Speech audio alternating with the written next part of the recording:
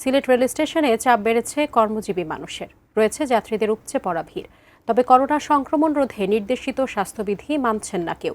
বিস্তারিত জানাতে rail station এলাকা থেকে যুক্ত হচ্ছেন প্রতিনিধি কামরুল ইসলাম মাহি।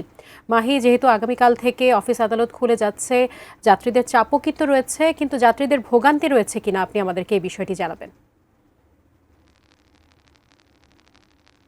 সাজিয়া, সিলেট রেল স্টেশন এলাকায় কিন্তু যাত্রীদের ভোগান্তি এখনো পর্যন্ত আমাদের চোখে পড়েনি।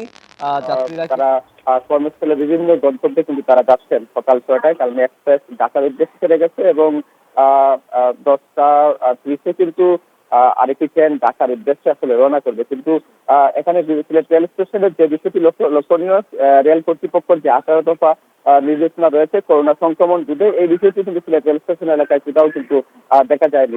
রেল কর্তৃপক্ষ কিন্তু যেমনটি নির্দেশনা দিয়েছিল, 18 দফা নির্দেশনা, এর মধ্যে কিন্তু সিলেট রেল স্টেশনের যাত্রীদের যে মাস্ক থেকে নিয়ে যে নির্দেশনা, স্বাস্থ্যবিধি যে নির্দেশনাগুলো রয়েছে, সেই নির্দেশনাগুলো কিন্তু একেবারেই আসলে কেউ মানছেন না, এমনকি কিন্তু দেখা যাচ্ছে। এবং রেল কর্তৃপক্ষ কিন্তু যে যাত্রীদের ভোগান্তি সমাপ্তির যেসব নির্দেশনা দিয়েছিল, বিশেষ করে অনলাইন টিকেটিং কার্যক্রম থেকে শুরু করে অন্যান্য যে কার্যক্রম, সেটি কিন্তু আসলে সিলেট রেল স্টেশন এলাকায় অনেকটাই পালন হচ্ছে। যাত্রীদের সঙ্গে আমরা কথা বলেছিলাম, তারা বলছেন এবার আসলে টিকিট পাওয়া থেকে নিয়ে কোনো ধরনের সংকট আসলে তারা পড়তে হয়নি।